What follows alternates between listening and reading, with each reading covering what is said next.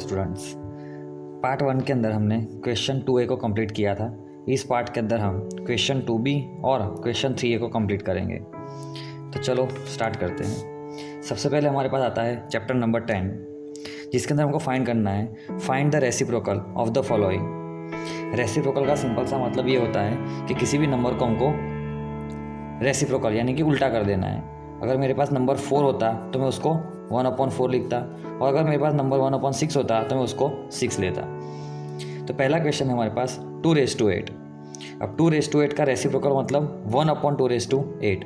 हमको पता है कि जब भी हम किसी नंबर को डिनोमिनेटर से ऊपर लेके जाते हैं तो उसकी पावर की साइन चेंज हो जाती है। यहाँ पे 2 की पावर 8 यानी कि प्लस साइन है, वो जैसे ऊपर जाएगी उसकी साइन जो होगी वो हो जाएगी 2⁻8। Same goes for 2⁻10।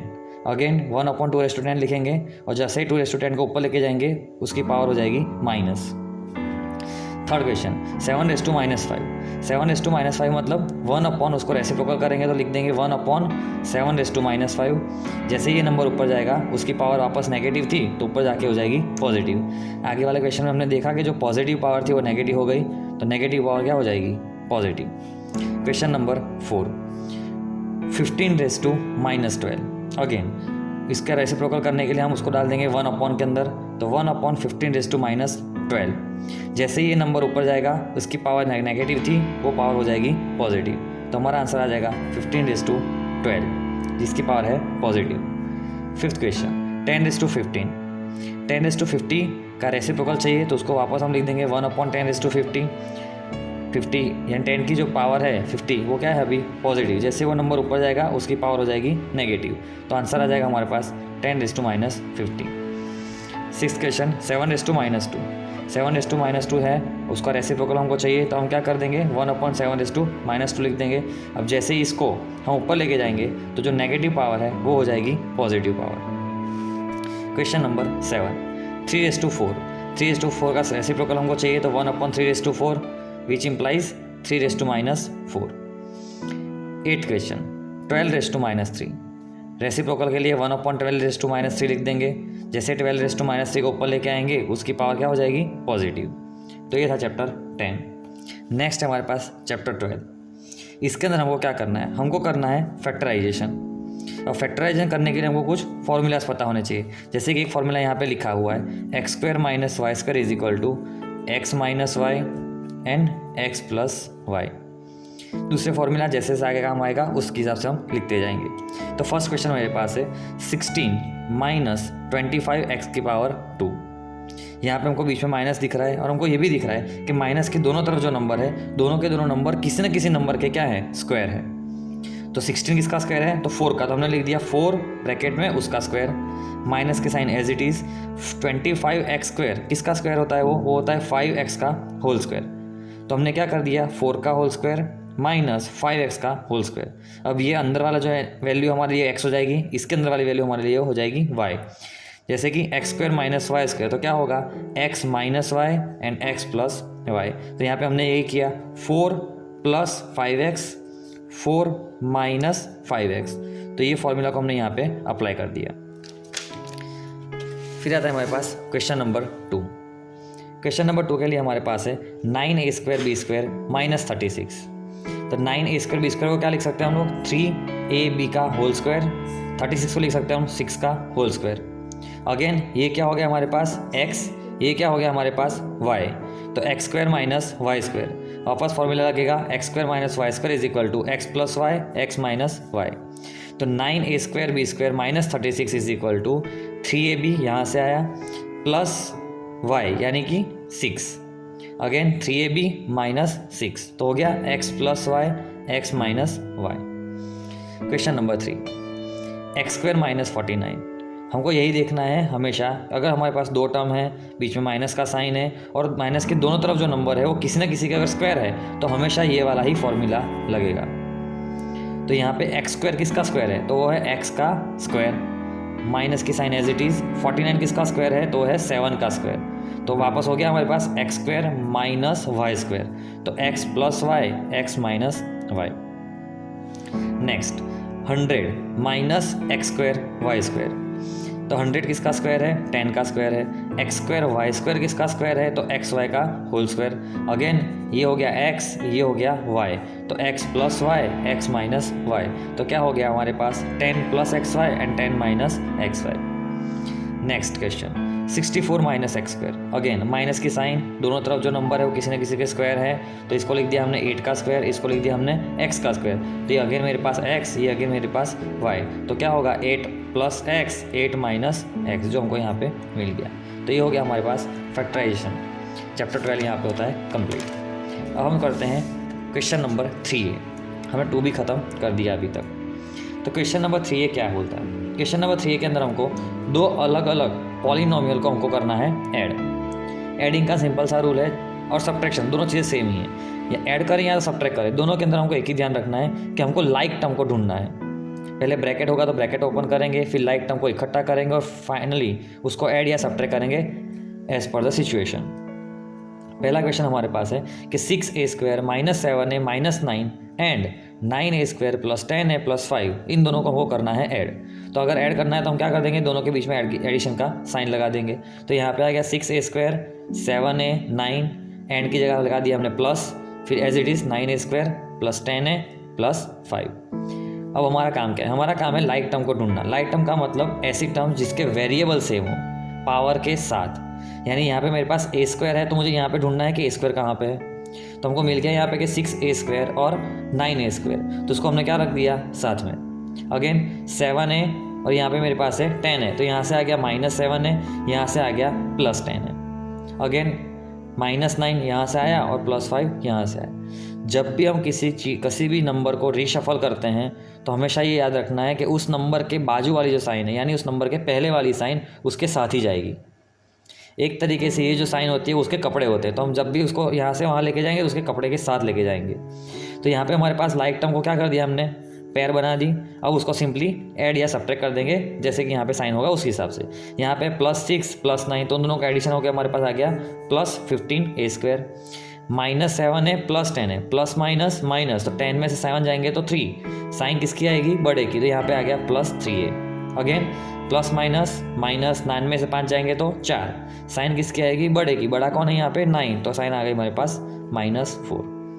तो यह बहुत simple additions. Next question 5x³ minus 4x square plus 3 and 3x³ plus 7x square minus 9। यहाँ पे हमको दोनों को ऐड करना है, तो हम पहले यही करेंगे, पूरी टर्म को लिख दिया, प्लस का साइन कर दिया, ये वाली पूरी टर्म को लिख दिया। अब यहाँ पे हम लाइक टर्म को इकट्ठा करेंगे। यहाँ पे x³ है, कोई x³ वाला दिख रहा है हमको, हाँ दिख रहा है, तो ये रहा, तो 5x³ प्लस 3x³। अब x² वाला यहाँ पे भी है और यहाँ पे भी है, तो आ गया ये x² 4x स्क्वायर उसकी साइन के साथ, यानी -4x स्क्वायर, यहाँ से आ गया +7x स्क्वायर। फिर कोई भी वेरिएबल वाला नहीं बचा तो कांस्टेंट बचा, तो कांस्टेंट +3 और यहाँ से -9। अगेन प्लस प्लस दोनों एडिशन में है तो दोनों का ऐड कर दिया, 5 + 3 8, x³ प्लस माइनस माइनस, 7 में से 4 जाएंगे तो 3, साइन बड़े का यानी प्लस माइनस माइनस, अगेन 9 में से 3 जाएंगे तो 6, साइन कौन है बड़ा 9, तो उसकी साइन आ गई माइनस। तो ये हो गया हमारे पास answer. Question number 3 15 + 5x square minus 10x and 2x minus 2x square minus 5, इन दोनों को हमको करना है ऐड। तो हमने पहले यही काम किया, ये पूरा term as it is, add की जगह प्लस का साइन, और ये पूरी की पूरी टर्म एज इट इज़ लिख दी। अब अगेन लाइक टर्म हमको फाइंड करनी है। अब एक ध्यान ये भी रखना होता है हमको कि जब भी हम आंसर लिखते हैं तो हमेशा पावर को डिक्रीजिंग ऑर्डर में लिखते हैं, तो हमने इसीलिए पहले डिक्रीजिंग ऑर्डर में यहाँ पे लिखना स्टार्ट कर दिया ताकि लास्ट में आंसर को हमको शफल ना करना पड़े। तो सबसे पहले हमने ले लिया यहाँ से 5x स्क्वायर। क्या x स्क्वायर वाला कोई दूसरा दिख रहा है, हाँ दिख रहा है, कौन है वो 2x स्क्वायर, तो 2x स्क्वायर की साइन क्या है माइनस, तो हम पूरा का पूरा -2x स्क्वायर को ही यहाँ पे ले लेंगे। फिर आता है मेरे पास x वाला डिक्रीजिंग ऑर्डर में जा रहा है, x का स्क्वायर आया, फिर x आया और फिर विदाउट वेरिएबल आया। तो यहाँ से हमने ले लिया -10, यहाँ से ले लिया +2, हो गया काम हमारा। फिर यहाँ से हमने ले लिया 15 और यहाँ से ले लिया -5। अगेन प्लस माइनस माइनस, 5 में से 2 जाएंगे तो 3x स्क्वायर, बड़ा का साइन आ गया।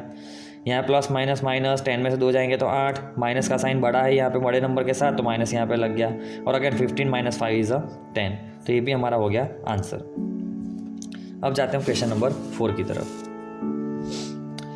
हमारे पास है यहाँ पे 8x² minus 7x minus 5 and 6x² plus 4x plus 9।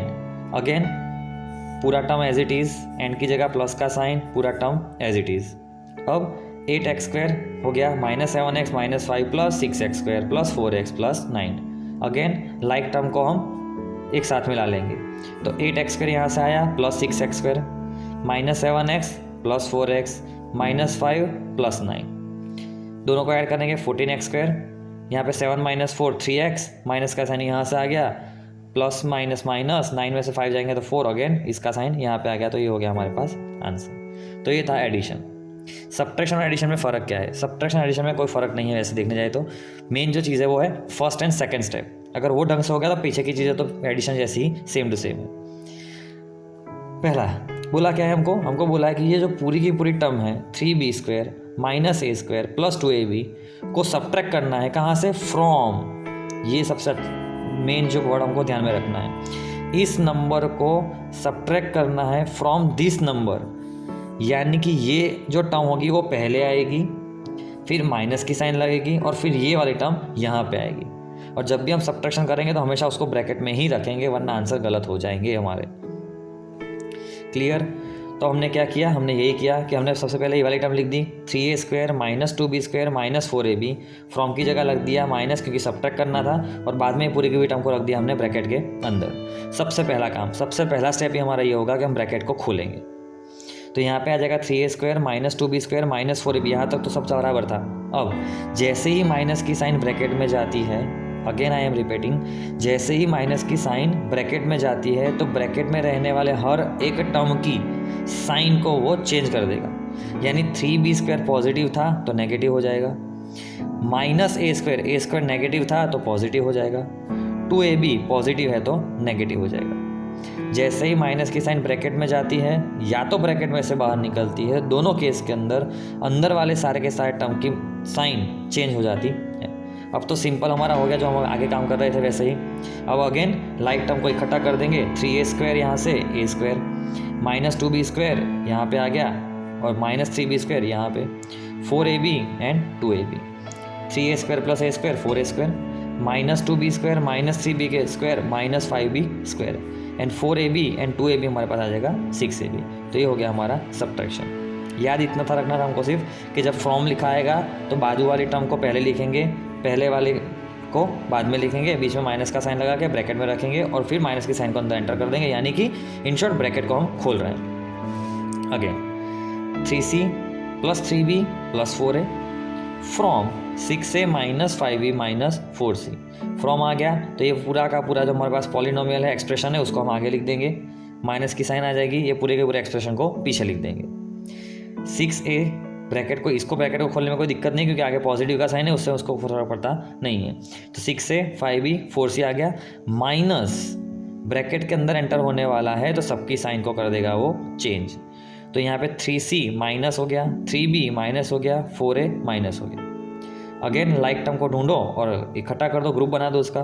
तो 6a यहाँ से आ गया माइनस 4a, देखो यहाँ पे ध्यान से, यहाँ पे हमने साइन के साथ उसको उठाया है। माइनस 5b यहाँ पे आ गया और माइनस 3b यहाँ से, minus 4c and minus 3c। 6 4 2 आ गया, 5 3 8 आ गया और 4 3 7 आ गया और सबके साथ अपने अपने वेरिएबल तो हैं। तो ये हो गया हमारा फाइनल आंसर। अब हम करते हैं क्वेश्चन नंबर 3। क्वेश्चन नंबर 3 में हमारे पास है 7 plus 3y minus 4x from 5x minus 6y minus 2। Again पूरे के पूरे एक्सप्रेशन को पहले, माइनस का साइन, पूरे के पूरे एक्सप्रेशन को पीछे। अगेन ब्रैकेट खोल देंगे तो 5x minus 6y minus 2 as it is, minus की साइन अंदर एंटर हो गई है तो माइनस 7 माइनस 3y माइनस का हो गया प्लस 4x। यहाँ पे हमको लाइक टर्म को इकट्ठा करनी है, मैंने यहाँ पे डायरेक्टली कर दिया टाइम सेव करने के लिए। तो 5x 4x 9x minus 6y minus 3y minus 9y हो जाएगा और माइनस 2 माइनस 7 9 हो जाएगा। आप जब भी लिखेंगे तो हमेशा लाइक टर्म को इकट्ठा करके ही लिखेंगे, ये स्टेप यहाँ पे ऐड करना ही है लाइक टर्म का ग्रुप बनाने वाला। Next 2x² plus 6x minus 8 from 3x² minus 4x plus 1। अब ये पूरा का पूरा एक्सप्रेशन यहाँ पे, पूरा का पूरा एक्सप्रेशन यहाँ पे, बीच में आ गया माइनस का sign. 3x² minus 4x plus 1, minus के साइन अंदर एंटर हो जाएगी, सबकी साइन को चेंज कर देगा अगेन, -2x² माइनस 6x और माइनस का जगह प्लस 8 आ जाएगा। अगेन लाइक टर्म को हमने ग्रुप बना दिया, 3x² माइनस 2x², ध्यान रखने वाली बात, -4x के साथ -6x अगेन प्लस 1 प्लस 8। जैसे ही हम इसको सॉल्व करेंगे हमारे पास आ जाएगा x² माइनस 10x प्लस 9। ये हो गया हमारा आंसर। तो यहाँ पे ये चैप्टर भी हमारा हो जाता है ख़त्म। अब नेक्स्ट जो चालू हो रहा है वो है चैप्टर नंबर 9, जिसको बहुत ध्यान से हमको देखना पड़ेगा, क्योंकि एक एक सम बहुत बड़े सम बन रहे हैं यहाँ पे, क्योंकि हमको बहुत बारीकियाँ रखनी है और बहुत छुपी हुई चीज़ों को हमको ढूंढना भी है। यहाँ पे हमको गिवन है कि ये जो पॉलीगन है उसका हमको एरिया फाइंड करना है। अब पॉलीगन का एरिया कैसे फाइंड करेंगे, तो उसके लिए हमको चाहिए फार्मूलाज। तो हमारे पास ऐसे कोई भी ऐसा अननोन शेप के फार्मूलाज हमारे पास नहीं होते, तो हमको उस अननोन शेप को इस तरीके से तोड़ना पड़ेगा कि वो नोन शेप के अंदर क्या हो जाए, कन्वर्ट हो जाए। तो सेम हमने किया, यहाँ पे हमने एक परपेंडिकुलर ड्रॉ किया, यहाँ से परपेंडिकुलर ड्रॉ किया, यहाँ से किया और यहाँ से। तो हमारे पास क्या है, हमारे पास टोटल इस पूरे पॉलीगन के 6 अलग अलग सेक्शंस आ गए, पार्ट्स आ गए। ये ट्राइंगल, ये 2 पैरेलल लाइन है, तो ये क्या बन गया, trapezium, again triangle, again triangle, again trapezium and again triangle. तो पूरे पॉलीगॉन का एरिया ढूंढने के लिए हमको इन 6 के 6 पार्ट का एरिया ढूंढ के उनको ऐड करना पड़ेगा। तो शुरुआत वहाँ से ही हो रही है। Area of polygon MNOPQR is equal to area of part, कितने पार्ट हैं यहाँ पे, 1 2 3 4 5 एंड 6। हो गया हमारा काम। अब हम क्या करेंगे, हम इंडिविजुअली हर एक पार्ट का एरिया फाइंड करेंगे। सबसे पहले पास आता है एरिया ऑफ पार्ट 1। तो एरिया ऑफ पार्ट 1 क्या है, मेरे पास ट्राइंगल है, तो हमने यहाँ पे लिख दिया एरिया ऑफ ट्राइंगल ANM या तो AMN। अब ट्राइंगल का एरिया हमको पता है, ट्राइंगल का एरिया क्या होता है, वो होता है 1/2 into base into height. Clear. तो हमारे पास इस ट्राइंगल का बेस कौन है, बेस उसी को बोलेंगे जिसके ऊपर परपेंडिकुलर आ रहा है। ये मेरा बेस हो जाएगा इतना ही, A तक का ही, AM तक का ही, क्योंकि उसके ऊपर ही कौन आ रहा है, NA परपेंडिकुलर आ रहा है। तो बेस हो गया मेरे पास 2, परपेंडिकुलर मेरे पास हो गया 4, आपको दिख रहा होगा। तो यहाँ पे हो गया 1/2 इंटू 2 इंटू 4, 2 से 2 कैंसिल, यहाँ पे बचा मेरे पास 4, तो मेरे पास आ गया 4 सेंटीमीटर का स्क्वायर। जब भी एरिया फाइंड करते हैं, मैंने पहले भी बात किया हुआ है कि जैसे ही हम एरिया फाइंड करेंगे तो उसका जो भी यूनिट होगा उसका हमेशा स्क्वायर के अंदर यूनिट लिखा जाएगा, उसके अलावा किसी का भी स्क्वायर के अंदर यूनिट लिखा जाएगा नहीं। फिर आता है हमारे पास सेकेंड पार्ट हमारे पास है ट्रेपेजियम। ट्रेपेजियम कैसे पता चला, ट्रेपेजियम के अंदर हमेशा एक क्वाड्रिलेटर होता है और उस क्वाड्रिलेटर के अंदर 1 pair of opposite sides are parallel to each other and other 2 sides are non parallel. हो रहा है यहाँ पे ये लाइन और ये लाइन जो हमको दिख रही है NA और OC are parallel lines, NO and AC are non parallel lines. तो फॉर्मूला क्या होता है ट्रेपेजियम का, ट्रेपेजियम का फॉर्मूला होता है 1/2 सम ऑफ 2 पैरेलल साइड। अगर मैं इसको A इसको B बोल दूंगा तो आ जाएगा A plus B into height between 2 parallel line. तो ये हो गया हमारे पास ट्रेपेजियम का फॉर्मूला। तो हमारे पास ट्रेपेजियम कौन सा बढ़ा, तो area of part 2 is equal to area of trapezium ACON। तो क्या आ जाएगा 1/2, हमने बोला कि 2 पैरेलल साइड चाहिए हमको, which is AN and CO are the 2 parallel line, तो उनका एडिशन हो गया इनटू इन दोनों के बीच का परपेंडिकुलर डिस्टेंस कितना है, A से C तक का। तो हो गया हमारे पास 1/2 AN plus CO into AC। सबकी वैल्यू पुट कर दी हमने। वैल्यू पुट करने के बाद हम उसको कर देंगे सिंप्लीफाई। तो 1/2 6 प्लस 4 10 और यहाँ पे आ गया 4, 2 से 2 ज़ा 4 यानी 4 कैंसिल हो जाएगा, यहाँ पे बचा 10, यहाँ पे बचा 2 विच इज़ 20 सेंटीमीटर स्क्वायर। ये हो गया हमारे पास पार्ट 2। अब आता है हमारे पास part 3। Part 3 is again a triangle. Which triangle, it is the triangle OCP। तो area of part 3 is equal to area of triangle OCP। तो 1/2 बेस मेरा क्या है, CP पूरा बेस है। परपेंडिकुलर क्या है मेरे पास, OC, क्योंकि यहाँ पे 90 बन रहा है। तो हमारे पास हो गया 1/2 CP इंटू OC। सबकी वैल्यू पुट कर दी, जैसे हमने सॉल्व किया हमारे पास आ गया आंसर 12 सेंटीमीटर स्क्वायर। अभी तो हमको दूसरे 3 पार्ट भी देखने हैं। अब आता है मेरे पास पार्ट 4। तो एरिया ऑफ पार्ट 4 हमको पता है, पार्ट 4 भी क्या था हमारे पास, पार्ट 4 भी हमारे पास ट्राइंगल ही था। आप ध्यान से देखना, तो यहाँ पे आ जाएगा मेरे पास एरिया ऑफ ट्राइंगल PDQ, जिसके अंदर PD बेस हो जाएगा, DQ मेरे पास हो जाएगा परपेंडिकुलर। वैल्यू पुट कर दी, हमारे पास आंसर आ गया 3 सेंटीमीटर स्क्वायर। फिर आएगा एरिया ऑफ पार्ट 5। पार्ट 5 हमने ध्यान से देखा होगा, याद होगा, तो वो था हमारे पास ट्रेपेजियम।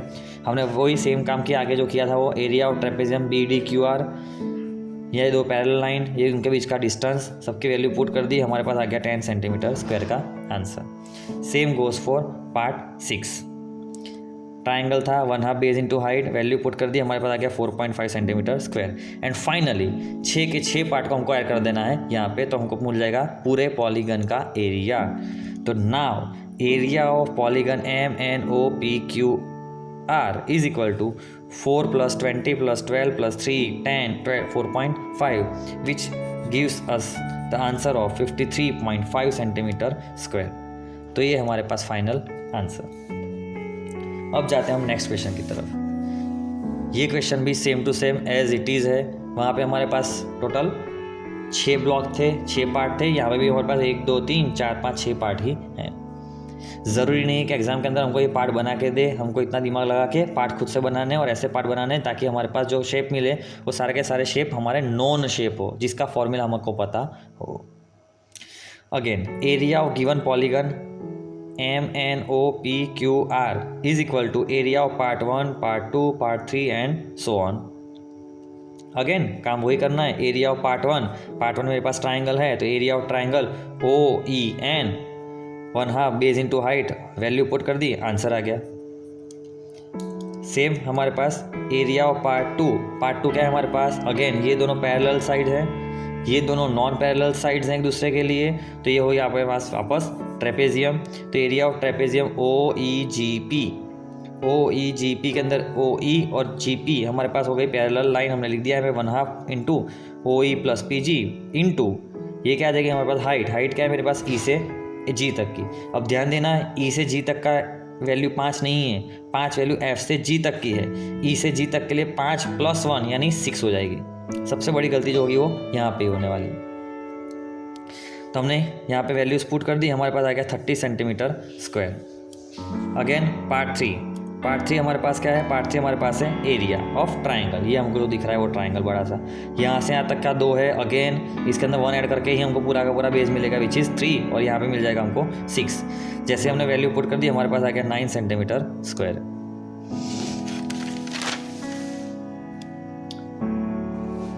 यहाँ पे आता है मेरे पास area of part 4 which is again a triangle 1/2 area of triangle RHQ, value put कर दी, फॉर्मूला लिख दिया, हमारे पास आ गया 6 centimetre square. Area of part 5 again हमारे पास क्या बन गया, स्क्वायर बन गया। तो स्क्वायर का एरिया होता है side into side, 6 × 6 36 centimetre square. फिर area of part 6 area of part 6 क्या है, वो है ट्राइंगल अगेन। तो area of triangle FMN, formula लिख दिया, वैल्यू पुट कर दी, हमारे पास आ गया 12। हमने 6 के 6 पार्ट का एरिया सेपरेटली फाइंड कर दिया है, तो उसको फाइनली हम पुट कर देंगे हमारे मेन फॉर्मूला के अंदर which is area of polygon MNOPQR is equal to सारे के सारे पार्ट 1 से लेके पार्ट 6 के एरिया को ऐड कर देंगे, जो ऐड करके हमको आंसर मिल जाएगा 99 सेंटीमीटर स्क्वायर। अब बढ़ते हैं क्वेश्चन नंबर 3 की तरफ। ये क्वेश्चन भी सेम टू सेम क्वेश्चन है, फ़र्क इतना सा है कि यहाँ पे पार्ट हमारे पास 6 से 5 हो गए, वरना करना सेम ही है। Triangle, trapezium, triangle and triangles. तो area of polygon ABCDE is equal to area of part 1 2 3 4 and 5। सारे के सारे पार्ट को हम सेपरेटली वापस सॉल्व करेंगे और उसकी वैल्यू को रख देंगे उसके अंदर। Area of part 1 is area of triangle ABF हमारे पास बेस 3 है, परपेंडिकुलर या तो हाइट हमारे पास 4 है, तो 1/2 base into height, value put की, आगे answer 6 centimetre square. Again part 2 हमारे पास ट्रेपेजियम है, तो area of part 2 is equal to area of trapezium BCHF। आप ऐसे भी नाम लिख सकते हो BFHC। ध्यान इतना रखना है, हमको लाइन में जाना है, हम BHCF नहीं बोल सकते, हमको बोलना पड़ेगा लाइन से, यहाँ से जाओ या तो यहाँ से जाओ। ये दोनों पैरेलल लाइन 6 और 4, परपेंडिकुलर डिस्टेंस कितना है दोनों के बीच में, यहाँ से यहाँ 2, यहाँ से यहाँ 1, यहाँ परपेंडिकुलर डिस्टेंस हो गया हमारे पास 3। हो गया हमारे पास कामकाज, हमने इसके अंदर वैल्यूज़ पुट कर दी, यहाँ पे। तो 1/2 A + B पैरेलल साइड का एडिशन इंटू हाइट उन दोनों के बीच की, सॉल्व करते हैं हमारे पास आ जाएगा 15 सेंटीमीटर स्क्वायर। फिर आ गया हम part number 3 is the triangle. 2 base हो गया, हाइट 6 हो गई, वैल्यू पुट कर दी, आंसर आ गया हमारे पास 6। ये 2 से 2 कैंसिल होगा, 6 बचेगा। अब आता है हमारे पास part 4, area of part 4। Again वो ट्राइंगल था, आप ड्राइंग में ध्यान से देख लेना कि हमने बेस की हूँ इसको लिया है, उसकी वैल्यू क्या है, उस हिसाब से उसके अंदर वैल्यू पुट करेंगे, आंसर हमारे पास आ जाएगा। Again part 4 part 5 also, area of triangle AGE, ये भी हमारे पास क्या है, एक ट्राइंगल है। ट्राइंगल कह दिया 1/2 base into height, value put कर दी, आ गया हमारे पास 6 सेंटीमीटर स्क्वायर। तो फाइनली हमारे पास आ गया area of given polygon ABCD is equal to 6, 15, 6, 6 और 6, आ गया हमारे पास answer 39 centimetre square. Fourth part के अंदर हमारे पास क्या है, अब इसको हम सेपरेट ट्राइंगल ना मानते हुए उसको पूरा एक ट्राइंगल मानेंगे, क्योंकि हमको पूरा बेस पता है और उसका परपेंडिकुलर डिस्टेंस भी पता है। सेम फॉर दिस ट्राइंगल, इन दोनों को जैसे तुमने देखा तो बीच वाला पार्ट अलग हो गया। बीच वाला पार्ट क्या हो गया, मेरे पास एक लेंथ आ गई, मेरे पास एक मेरे पास आ गई ब्रेथ, यानी ये मेरे पास क्या बन गया अल्टीमेटली, ये बन गया मेरे पास रेक्टेंगल। तो क्या होगा, 3 पार्ट में हो जाएगा, ट्राइंगल रेक्टेंगल ट्राइंगल। अब पार्ट बहुत कम है तो उसको एक साथ मैंने लिख दिया है कि area of given polygon ABCDEF is equal to area of triangle ABF plus area of rectangle BCEF plus area of triangle CDE। सबके रिस्पेक्टिव फॉर्मूलाज यहाँ पे रख दिए हमने, 1/2 बेस इंटू हाइट प्लस ये ट्रेपेजियम नहीं है, ये रेक्टेंगल है, तो क्या हो जाएगा लेंथ इंटू ब्रेथ लिख दिया है यहाँ पे हमने। Again triangle 1/2 base into height, सबकी वैल्यू को हमने यहाँ पे कर दिया पुट। 2 से ये चला जाएगा 10 पे, तो 2 से क्या आया यहाँ पे 10 इंटू 30 इज 300, इन दोनों को मल्टीप्लाई किया आ गया 1500। यहाँ से अगेन इसको करेंगे कट, 2 10 30 10 300, सबको ऐड कर दिया, हमारे पास आ गया 2100 सेंटीमीटर स्क्वायर। ये इंपॉर्टेंट है, आधा मार्क्स चला जाएगा अगर हमने यूनिट नहीं लिखा है तो। सो फाइनली हमारा ये वाला चैप्टर भी ख़त्म होता है। अब नेक्स्ट जो चालू हो रहा है हमारे पास है चैप्टर नंबर 7। तो बीच में से चैप्टर नंबर 13 कहाँ चला गया, तो चैप्टर नंबर 13 के लिए हमको ग्राफ ड्रॉ करने हैं, जो आई होप आपको आते होंगे, आप कर लेंगे। अगर नहीं कर पाएंगे तो मुझे कमेंट कीजिए, मैं आपको ग्राफ ड्रॉ करके भी बता दूंगा। तो अब जाते हैं हम चैप्टर नंबर 7 की तरफ। चैप्टर नंबर 7 को ध्यान से पढ़ेंगे, क्वेश्चन को प्रोसीजर क्या रहेगी, क्वेश्चन पढ़ेंगे, गिवन लिख देंगे, क्या फाइंड करना है वो लिख देंगे, रिस्पेक्टिव फॉर्मूला लगाएंगे, वैल्यू पुट करेंगे, आंसर हमारे पास आ जाएगा। तो क्वेश्चन ये कहता है हमको कि फाइंड द अमाउंट यानी कि A एंड कंपाउंड इंटरेस्ट यानी कि CI on 10,000 rupees at the 5% of interest for 2 years. Clear समझ में आ रहा है, कंपाउंड इंटरेस्ट का है क्वेश्चन, क्योंकि उसने बोल दिया है कि कंपाउंड इंटरेस्ट आपको फाइंड करना है। तो गिवन में मेरे पास क्या था, P मतलब principal amount, R rate of interest, and number of years कितने साल के लिए हमने कंपाउंड इंटरेस्ट लिया हुआ है, वो क्या ढूंढना था हमको, A अमाउंट ढूंढना है, CI कंपाउंड इंटरेस्ट ढूंढना है। कंपाउंड इंटरेस्ट का फॉर्मूला हमको पता है, A is equal to P bracket में 1 plus R upon 100 raise to n। P की जगह लगा दिया हमने 10,000, 1 R की जगह 5 अपॉन 100 था फॉर्मूला का, और रेज़ टू 2 क्योंकि यहाँ पे n यानी कितने साल के लिए लिया है उसकी वैल्यू रखते हैं। 10,000 एज इट इज़ रह गया, यहाँ पे हमने क्या कर दिया, एलसीएम ले लिया, तो यहाँ एलसीएम आ जाएगा 100, यहाँ पे कुछ भी नहीं है तो 1 और 100 का एलसीएम आ जाएगा 100, तो 100 यहाँ पे आ गया प्लस 5 और अपॉन 100 होल स्क्वायर, तो एज इट इज़ रहता है। अब आ गया 10,000, 100 प्लस 5 यानी 105, होल का स्क्वायर है, स्क्वायर दोनों को लग जाता है, एक्सपोनेंट पावर हमने देखा हुआ इस चीज़ को, तो 105 का स्क्वायर और 100 का स्क्वायर, तो 105 इंटू 105 लिख सकते हैं, नीचे 100 इंटू 100 लिख सकते हैं। अब 100 के 4 जीरो और 10,000 के 4 जीरो के साथ क्या हो गए, कैंसिल, हमारे पास बचा 105 इंटू 105। जैसे उसको हमने मल्टीप्लाई किया, हमारे पास आ गया amount is equal to 11,025 rupees, ये आ गया मेरे पास अमाउंट। अब हमको चाहिए कंपाउंड इंटरेस्ट। अमाउंट एक्चुअल में क्या है, अमाउंट है कि हमने कितने रुपए लिए थे, उसमें अंदर हमने कितना इंटरेस्ट पे किया, यही बन जाता है हमारा अमाउंट। तो हमको अमाउंट पता है, अभी ढूंढा, प्रिंसिपल पता है, हमको गिवन है, तो हम CI नहीं ढूंढ पाएंगे क्या, तो हो जाएगा हमारे पास काम। तो हमारे पास फॉर्मूला बन गया अपने आप ही, A is equal to P plus CI, जिसमें हमको A की वैल्यू पता है, P की वैल्यू पता है, जिसको ढूंढना है हमको ढूंढना है CI।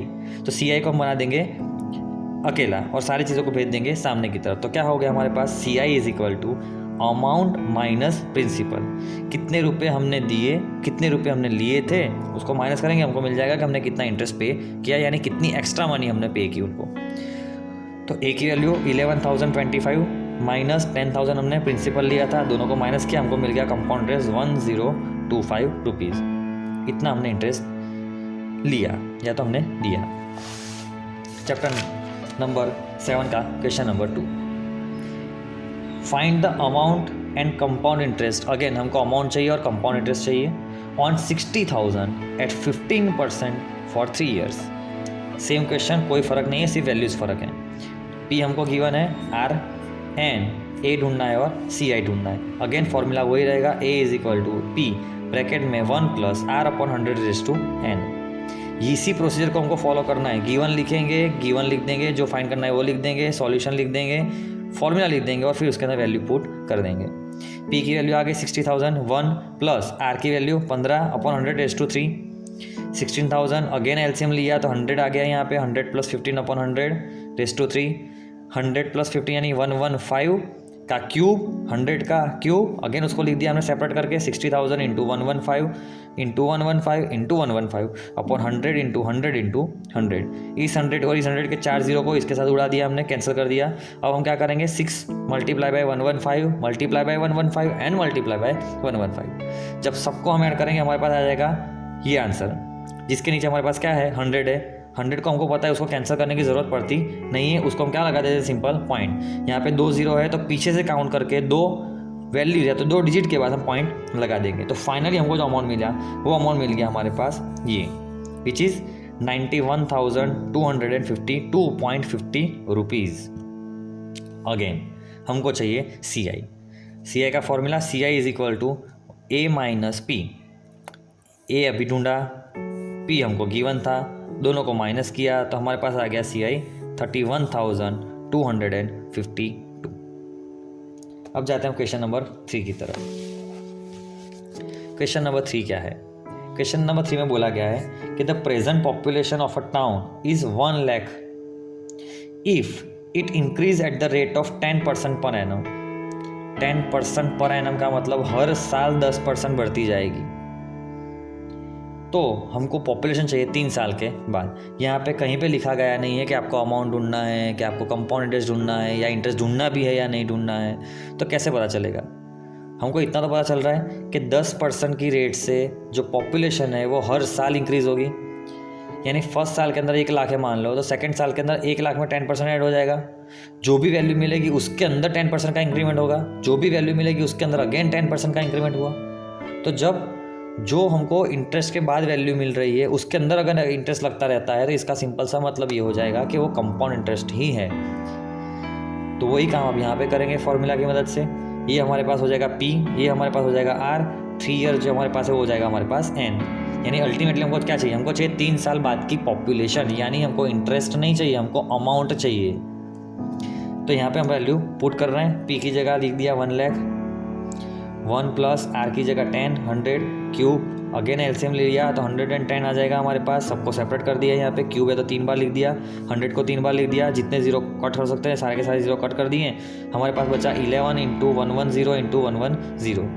जैसे ही इसको हम मल्टीप्लाई करेंगे हमारे पास आ जाएगा 1,33,100।